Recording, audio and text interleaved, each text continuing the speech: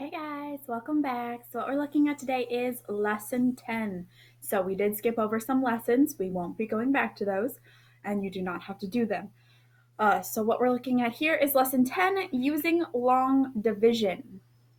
So let's go ahead and jump right in. So Lynn has a method of calculating quotients that's different from Elena's method and Andre's method. Here's how she found the quotient of 657 divided by 3. Lynn arranged the numbers for vertical calculations. Her plan was to divide each digit of 657 into 3 groups, starting with the 600s. There are 3 groups of 2 in 6, so Lynn wrote 2 at the top and subtracted 6 from the 6, leaving 0. Then she brought down the 5 tens of 657. So she looked at how many times can 6 go into 3. It can go in there 2 times. 3 times 2 is 6. 6 minus 6 is 0. And then she brought down this 5. So then there are 3 groups of 1 in 5, so she wrote 1 at the top, and then she subtracted 3 from 5, which left a remainder of 2. So 3 can go into 5 one time. We put that there. 5 minus 3 is 2. She brought down the 7. So we bring down the last digit. So brought down the 7 ones of 657 and wrote it next to the 2, which made 27. There are 3 groups of 9 in 27, so she wrote 9 at the top and subtracted 27, leaving 0. So 9 times 3 does give us 27, and so we have 0 left over. So there is no remainder on this problem. So what we're looking at here, Lynn's method is known as long division. So we're going to use that long division to answer the following questions. Yes, I did skip over question number 1, but we are looking at question 2 here. So 3 is going to go on the outside. Whoops, why is my pen not working? Okay, let's try that again. 3 goes on the outside because that's what we're dividing by. Then underneath, we're going to have 846. So I'm going to get all 3 of these set up just so I know how much space I have. And 12, 7, 6, 8. Okay, so how many times can 3 go into 8? Well, it can go in twice. 3 times 2 is 6. 8 minus 6 is 2. We bring down the 4. Now, how many times could 3 go into 24? Well, 3 times 8 is 24. So we're going to put an 8 up there. So we have 24 here. We subtract. We get 0. We still have to bring down the 6, though. So we bring that down. Now we have 6. How many times can 3 go into 6? Twice. 3 times 2 is 6. We subtract. Remainder 0. So there is no remainder. It worked out perfectly. All right, the next one. How many times can 4 go into 1? Can't. So now we look at how many times can 4 go into 18, which is 4 times. 4 times 4 is 16. 18 minus 16 is 2. Bring down our 1. How many times can 4 go into 21? 5 times. 4 times 5 is 20. 21 minus 20 is 1. We bring down our 6. How many times can 4 go into 16? That would be 4 times. 4 times 4 is 16. 16 minus 16 is 0. Once again, this worked out perfectly. There's no remainder left over.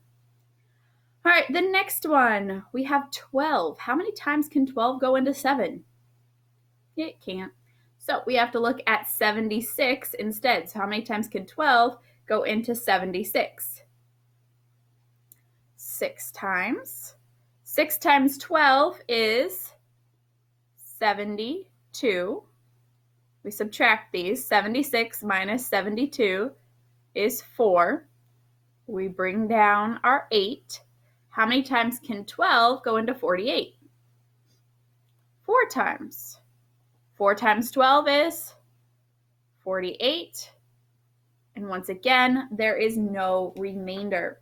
So in each of these cases, we have a whole number for our quotient. So quotients is your keyword for this lesson. Quotients. Quotients are the answer to a division problem. And here we're using long division to find those quotients. All right, so here is another few problems we're going to look at. So find each quotient. So we have 633 divided by 3, and we have 1001 divided by 7. So put the 3, 6, 3, 3. How many times can 3 go into 6? Twice. We get a 6. Subtract 0. Bring down our 3. How many times can 3 go into 3? Once. Subtract, we get 0. Bring down the other 3. How many times can 3 go into 3? Once. Subtract 0. So it's 211 with a remainder of 0. Now for B, we have 7 and 1001. So how many times can 7 go into 1? Can't. How many times can 7 go into 10 though? 1 time. 10 minus 7 is 3. Bring down the 0.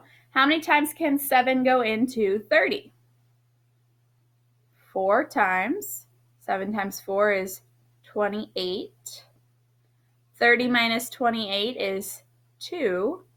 We bring down the 1. Sorry, this is such an angle. How many times can 7 go into 21? 3 times. 21 minus 21 is 0. So once again, it worked out nicely for us. All right, let me erase this a little bit so you can read it better. Here's Priya's calculation of 906 divided by 3. Priya wrote 320 for the value of 906 divided by 3. Check her answer by multiplying it by 3. What product do you get, and what does it tell you about Priya's answer? So we're going to multiply. So we're going to take 320 and multiply it by 3. So 3 times 0 is 0. 3 times 2 is 6. 3 times 3 is 9. Now, is that the same thing as what she was dividing originally? No, it's not. So she has the wrong answer. What did she do wrong? Look at her work. So she did 3 times 3 gives us 9. That gets us a 0. She put a 0, dropped her 6. 3 times 2 gives us 6. 6 out of 6 is 0. 0 added on a 0. What did she do wrong? Yeah, she put the 2 in the wrong spot. So when she did this, she dropped down her 0 because 9 minus 9 was already 0. So she just dropped down the whole 0, 6 instead of just looking at the 0 and then putting a 0 up here. And so it threw off her whole calculation. So if we do this ourselves, 906, we know her first part is correct. So 0, bring down our 0. 3 can't go into 0 ever. So we have 0. Then we bring down our 6. And 3 can go in twice. So that is what the correct answer should be. So you have to be super careful about making sure you write that value up on the top. How many groups of our divisor can go in? So how many groups of our 3 can go in? If you have a 0 in there, don't just skip over it and forget to put a placeholder up top. It's going to totally throw off your answer like you see here. 320 and 302, they're a pretty different answer. So make sure you're being very, very precise with your work, okay? All right, your keyword for this lesson, like I said, is quotients. If you have any questions, feel free to ask. Have a great day, you guys. Bye.